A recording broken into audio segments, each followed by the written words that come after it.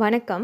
வேல்மாறல் பாடலை முடிச்சதுக்கப்புறமா நம்ம 2 பாடலை சொல்லி பூர்த்தி செய்யணும். முதல் பாடல் கந்தர் அலங்காரத்தில் இருக்கக்கூடியது.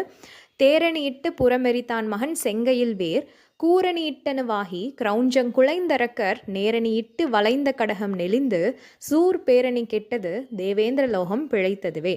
இந்த பாடலினுடைய பொருள் என்னன்னு பார்த்தீங்கன்னா, தேரை ரொம்ப அலங்கரித்து ஓட்டிட்டு வர சிவபெருமான் திரிபுரம் அப்படிங்கிற ஆணவம் மாயை கர்மாவினால் செய்யப்பட்ட கோட்டையை நெற்றிக்கண்ணால் எரித்து சாம்பலாக்கினார். அப்பேற்பட்ட சிவபெருமானினுடைய மகனான முருகனனுடைய கை சிவந்திருக்கான். அப்படி சிவப்பாக இருக்கிற கைகளில் வேலை ஏந்தி வருகிறாராம் முருகன். அந்த வேலானது கிரௌஞ்சம் மலை அப்படிங்கிற மலையை துளைத்து சுக்கு நூறாக துகள் துகளாக மாற்றிடுச்சான். அதை பார்த்த நேராக அணிவகுச்சு வந்துட்டு இருந்த அரக்கர்களின் கூட்டம் முதலில் வளைஞ்சு அதுக்கப்புறம் சிதறி அங்கே இங்கே ஓடி ஒன்றும் இல்லாமல் போயிடுச்சான். அப்படி சூரனினுடைய மிகப்பெரிய பேரணியை அழித்து வீழ்த்தினார். அப்படி அந்த கூட்டத்தை அழித்து விட்டு தேவேந்திர லோகமான அமராவதியை காப்பாற்றி கொடுத்தார் அப்படிங்கிறது தான் இந்த பாடலினுடைய பொருள். நன்றி.